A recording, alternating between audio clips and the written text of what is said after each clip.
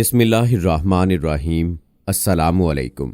इल्म की बात देखने वालों को राव कमर रिजवान नई वीडियो में खुशामदीद कहता है। दोस्तों, ये वाकया पाकिस्तान के शहर कसूर के पास एक गांव का है, जहां के एक लड़के हारून को सोशल मीडिया पर एक लड़की से मोहब्बत हो गई जो मलेशिया की रहने वाली थी। जब उन दोनों ने शादी का फैसला किया तो वो लड़की हारून से शादी करने के लिए पाकिस्तान उसके घर आई।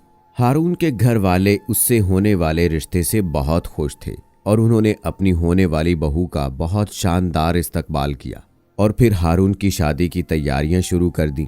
जब ये बात हारून की खाला को पता चली तो वो इस रिश्ते से खुश नहीं थी, क्योंकि वो अपनी बेटी की शादी हारून से करना चाहती थी, जिसकी वजह से वो इस लड़की को बिल्कुल बर्दाश्त नहीं करती थी और इस कोशिश में थी कि किसी न किसी तरह ये लड़की पाकिस्तान से चली जाए और हारून की शादी उनकी बेटी से हो जाए, जिसके लिए हारून की खाला ने बहुत दफ़ा कोशिश की कि उसको कोई नुकसान पहुंचाया जाए कि जिसकी वजह से ये पाकिस्तान को छोड़कर वापस चली जाए, लेकिन उनकी कोई भी कोशिश कामयाब नहीं हो रही थी। और दूसरी तरफ हारून की शादी की तारीख तय हो चुकी थी और घर में शादी की तैयारियां जोरों शोर से जारी थी और हारून की खाला को कुछ समझ नहीं आ रहा था कि वो कैसे इस शादी को रोक सके। उसके लिए उन्होंने हारून की वालदा से भी बात की। हारून की वालदा ने ये कहकर मना कर दिया कि हारून अपनी मर्जी से शादी करना चाहता है और वो अपने बेटे की खुशी में बहुत खुश हैं और वो ऐसा हरगिज नहीं करेंगी। जब हारून की खाला ने अपनी बहन से इनकार सुना तो वो गुस्से में पागल हो गई और उन्होंने उस लड़की पर जादू करवाने का प्लान बनाया। दूसरे गांव में एक काले इल्म वाला रहता था, जिसके पास हारून की खाला गई और उसको कुछ पैसे दिए और कहा कि बस किसी तरह इस शादी को रोक दो। उस काले इल्म वाले ने उसे कहा कि बेफिक्र हो जाओ, वो लड़की शादी से पहले इस हालत में पहुंच जाएगी कि हारून खुद उससे शादी के लिए इनकार कर देगा। उस आमिल ने उस लड़की के बाल और कपड़ों का एक टुकड़ा मांगा, जो हारून की खाला ने अगले दिन उस आमिल को लाकर दिया। आमिल ने रात को उस लड़की पर जादू करना शुरू कर दिया। जैसे ही आमिल ने जादू शुरू किया, वहां उस लड़की को ख्वाब में एक खौफनाक चेहरा नजर आया, जिसको देखकर उसने जोरदार चीख मारी और अपने कमरे से बाहर भाग गई। तमाम घर वाले उसकी चीख सुनकर उसके कमरे की तरफ भागे। जब वहां जाकर देखा तो वो लड़की कमरे के बाहर डरी सहमी बैठी थी और जोर जोर से कह रही थी कि वो मुझे मार देगा, वो मुझे मार देगा। हारून ने आगे आकर उसको पकड़ा और उसको कहा कि कौन मार देगा, यहाँ पर तो कोई भी नहीं है। लेकिन वो बार बार यही कह रही थी।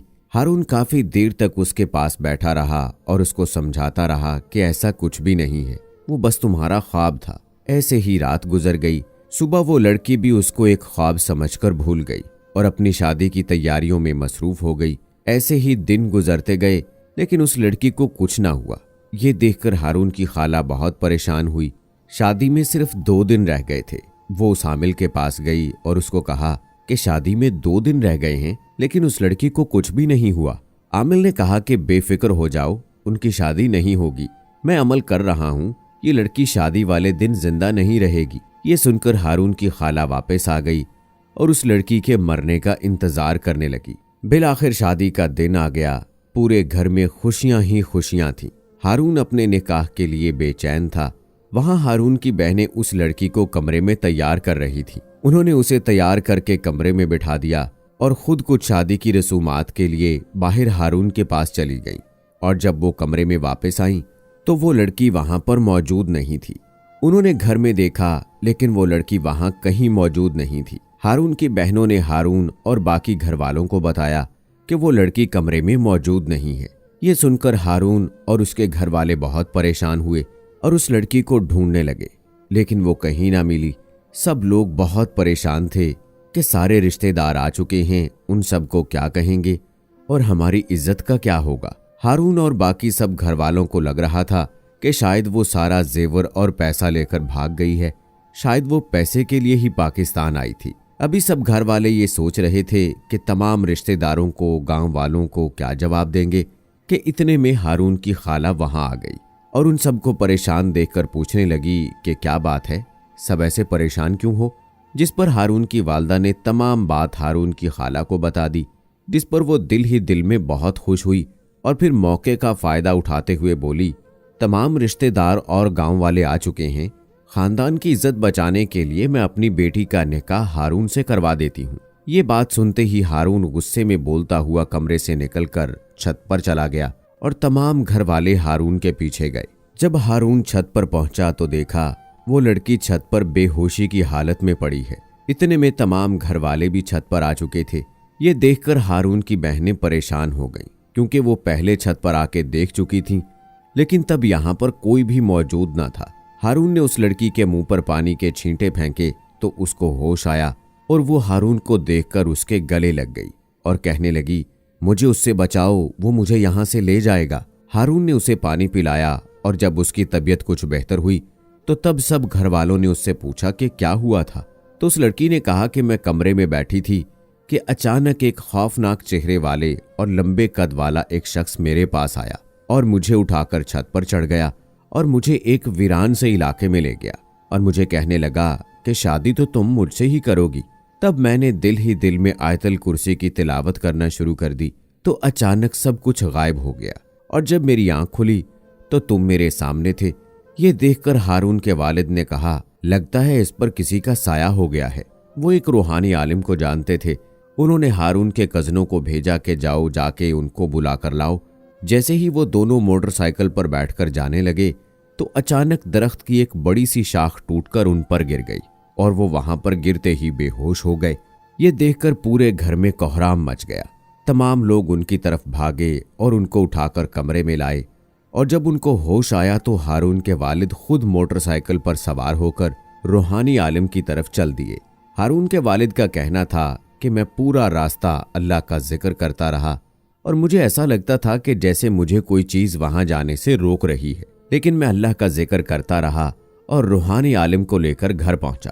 रूहानी आलिम ने जैसे ही उस लड़की की तरफ देखा तो उन्होंने फौरन कहा कि इस पर काला जादू किया गया है। ये देखकर तमाम लोग परेशान हो गए कि ऐसा कैसे हो सकता है और ये पहली दफा पाकिस्तान आई है और ना ही किसी को जानती है, इसके साथ ऐसा कौन कर सकता है। फिर आलिम ने कुरान पाक की कुछ सूरतें पढ़ना शुरू कर दी।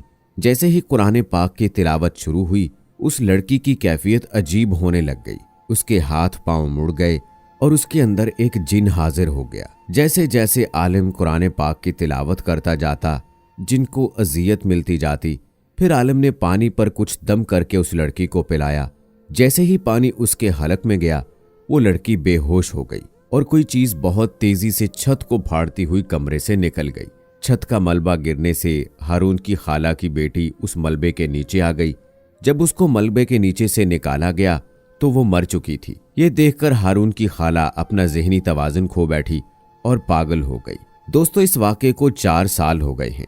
हारून शादी करके उस लड़की के साथ मलेशिया चला गया, जबकि उसकी खाला अभी भी पागलों वाली हालत में अपनी जिंदगी गुजार रही है। अल्लाह पाक ने हारून की खाला को ऐसी सजा दी कि किसी की बेटी की जान लेते लेते अपनी ही बेटी की जान उसकी वजह से चली गई।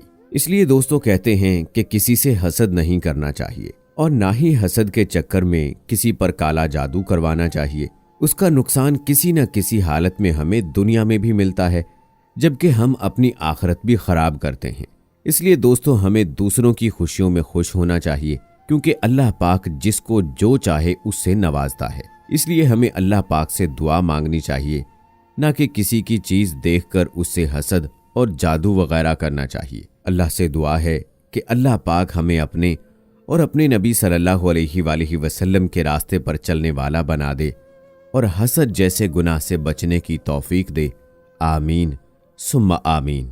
दोस्तों कमेंट बॉक्स में आमीन लिखकर आप भी हमारी दुआ का हिस्सा बन जाइए। दोस्तों उम्मीद करते हैं कि हमारी आज की ये वीडियो आपको पसंद आई होगी। इस वीडियो की पसंदीदगी के इजहार के लिए इस वीडियो को लाइक करें, शेयर करें अपने दोस्तों के साथ। कमेंट बॉक्स में अपनी राय का इजहार भी ज़रूर कीजिएगा। मज़ीद ऐसी वीडियोस देखने के लिए हमारा चैनल इल्म की बात ज़रूर सब्सक्राइब कर लें। मिलते हैं अगली वीडियो में, तब तक के लिए मुझे इजाज़त दें। अल्लाह हाफिज़।